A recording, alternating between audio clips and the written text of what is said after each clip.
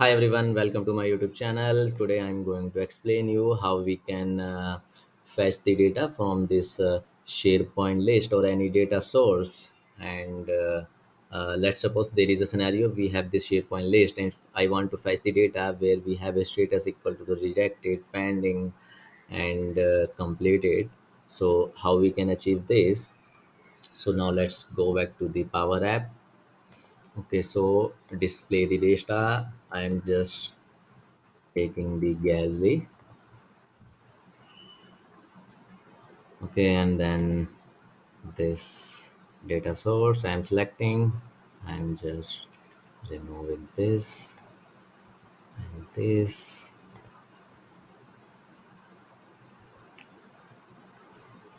Mm,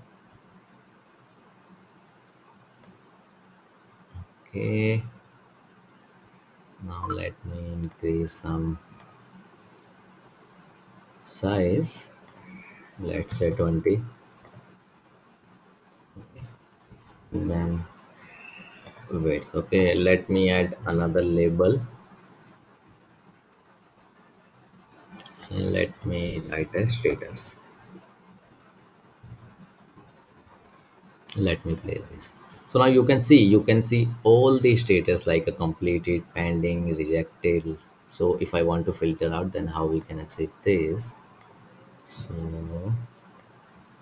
let me first set it here, increase some width, and now let me add some button.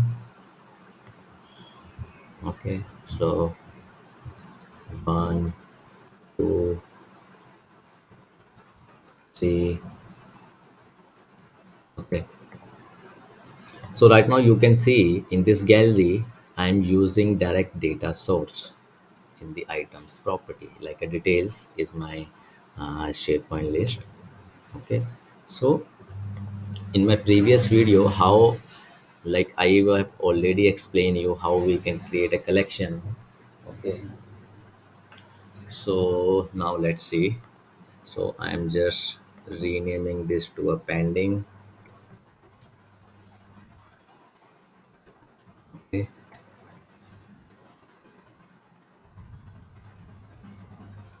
pending, and this as a completed, and this button as a rejected. So So let me showcase you, like to filter out the data, we have a filter function is available. Okay.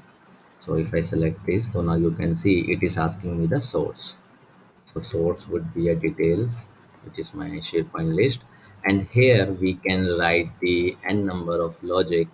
Okay.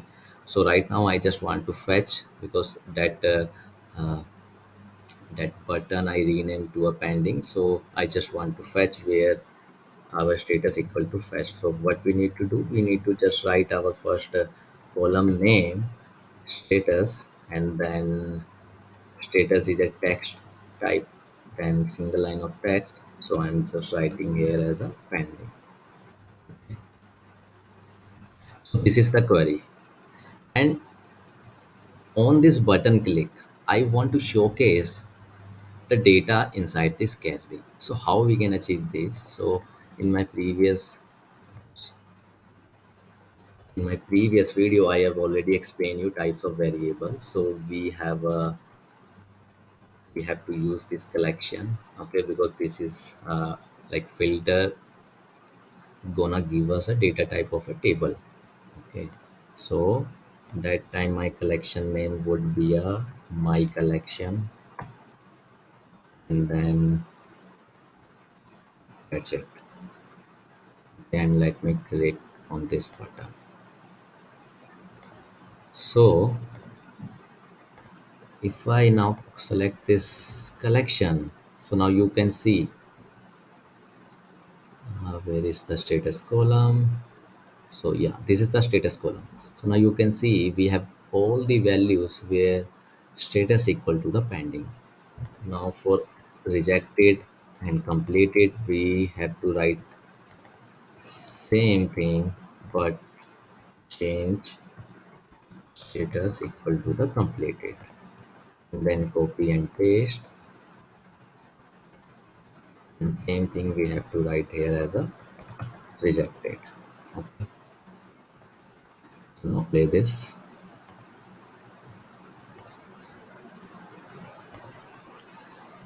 So now you notice one thing, like we are using this collect function. So in my previous video, I have already explained you, if you are using this collect function for this same collection name, so what will happen? It gonna appending all the table values to this collection. Okay, so let me, where is the status column? So here we have, okay, so now you can see we have a, earlier we have a pending in this collection, now we have a rejected. So what we need to do, we need to just write this clear collect, and same thing we have to write here, and same thing we have to write here, because now our collection is created.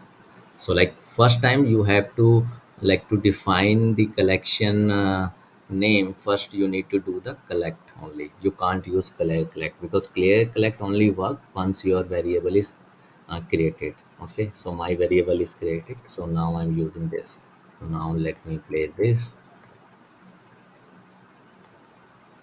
So now you can see inside this collection we have an item where we have a status equal to the pending. So now you can see status is pending.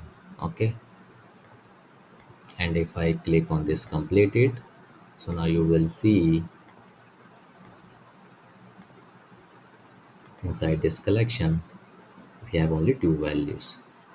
Okay, so what gonna do, like I'm just copy this collection, and instead of this direct data source I'm just writing this collection variable name.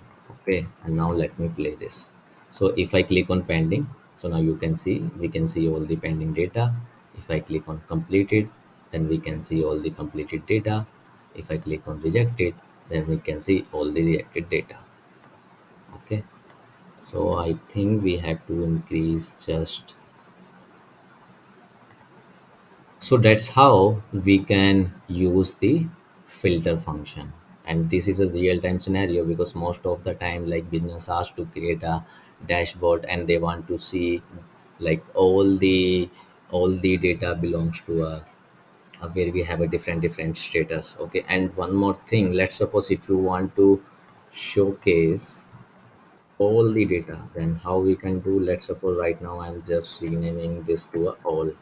Okay, so what we need to do, instead of writing a filter, because we don't want to use this like filter out data now anymore, so we just need to remove this filter and we can directly put our data source. Okay, so now that time what will happen, now you can see all the records from your data source, doesn't matter what is the status.